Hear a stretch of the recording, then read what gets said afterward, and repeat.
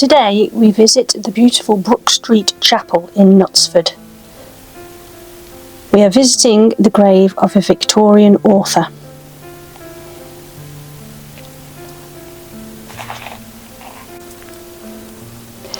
Elizabeth Cleghorn Gaskell, née Stevenson, was born on the 29th of September 1810 in Lindsay Row, Chelsea, at the house which is now 93 Cheyne Walk.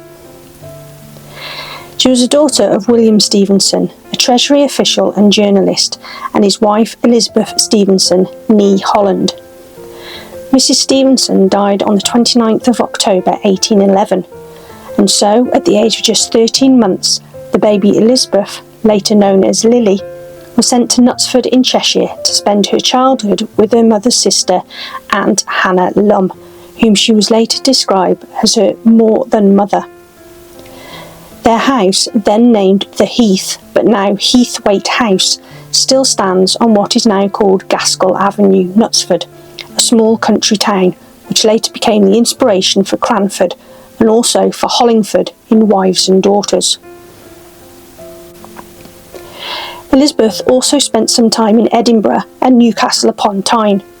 Her father had remarried when she was 4, and her stepmother, Catherine Thompson, was the sister of the Scottish miniature artist William John Thompson. He painted the famous portrait of Elizabeth in 1832. It was this lively and attractive young woman who married William Gaskell in 1832. He was the assistant minister at Cross Street Unitarian Chapel in Manchester at the time. They settled in the city, and she helped with his work, offering support to the poor and teaching in the Sunday school, where reading and writing were taught, as well as scripture. During the early part of their married life, the Gaskells lived in Dover Street, just off the busy Oxford Road in the Chorlton-on-Medlock district. Their daughters, Marianne, Margaret Emily, known as Meta, and Florence, were born in 1834, 1837 and 1842. And later that year, the family moved to a larger house at 121 Upper Rumford Street, nearby. In 1845, Elizabeth's only son, William, died of scarlet fever at the age of 9 months. She'd already had a few short stories published, and her husband suggested that she wrote a novel as a distraction from her grief. The Gaskells' Manchester was a great cultural and intellectual centre, boasting institutions like the Literary and Philosophical Society, the Mechanics' Institute, and the Athenaeum.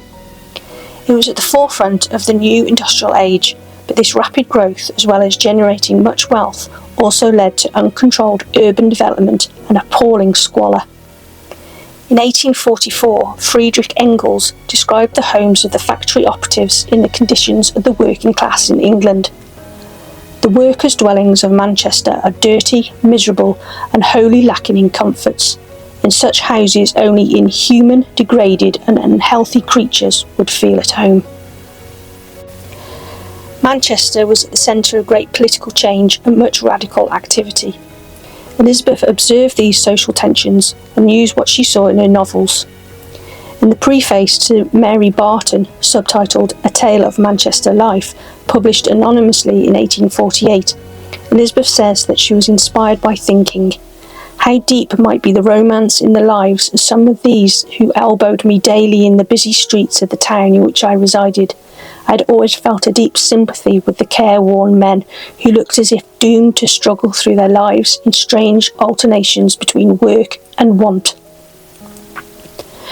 Mary Barton had a huge impact on the reading public and provoked widespread discussion.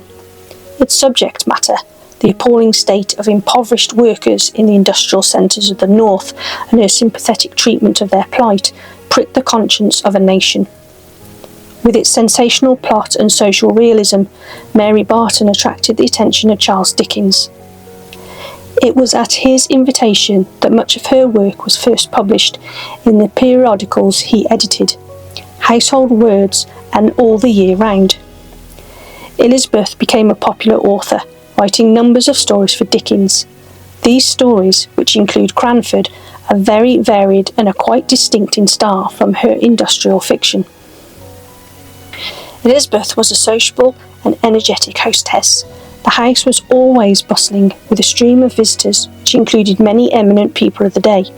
She also tried to bring some countryside to the town by keeping a vegetable garden, a cow, pigs and poultry. In 1846, a fourth daughter, Julia, had been born, and in 1850 the Gaskells took up residence at 42, now number 84, Plymouth Grove, a large, rather imposing house outside the grimy manufacturing district, with a view of open fields. Elizabeth was thrilled with her new home, though a little alarmed at its size and cost. In a letter to her friend Eliza Totty Fox in April 1850, she wrote, "And we've got a house. Yes, we really have a house.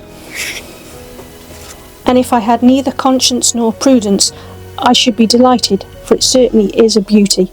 I must try and make the house give as much pleasure to others as I can, and make it as little a selfish thing as I can. My dear, it's 150 a year, and I dare say we shall be ruined, and I've already asked after the ventilation at the new borough jail." She had an exceptionally busy and active family and social life, and was still engaged in many works of charity. Elizabeth was an active humanitarian. Her novels convey many messages about the need for social reconciliation, for better understanding between employers and workers, and between the respectable and the outcasts of society. Her writing was carefully researched, and she took particular care in reproducing northern dialects accurately. Despite her occasional tendency towards melodrama, Elizabeth had a natural gift for storytelling. She originally published anonymously, but according to Victorian conventions, her readers came to know her as Mrs. Gaskell, a name which made her sound matronly and safe. Elizabeth Gaskell was actually courageous and progressive in her style and subject matter, and often framed her stories as critiques of Victorian attitudes, particularly those towards women. Her celebrated biography of her friend Charlotte Bronte added to her fame, but also caused a furore, as it was considered to contain libellous statements, which were later withdrawn. Elizabeth Gaskell loved to travel, and was always keen to escape the smoky atmosphere of Manchester. Some of her favourite British destinations were North Wales, the Lake District, and Silverdale in Lancashire. She always wanted to meet new people, and her trips away provided locations, plots and material for her writing.